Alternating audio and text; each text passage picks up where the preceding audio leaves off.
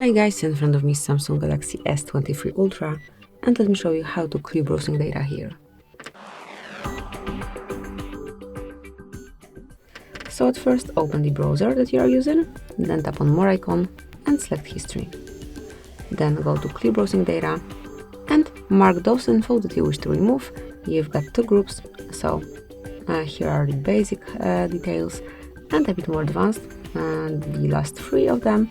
Mark those that you want to remove and then select time range here.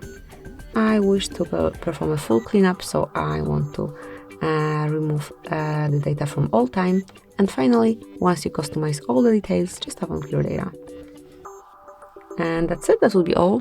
Thank you for watching. Please subscribe our channel and leave the thumbs up.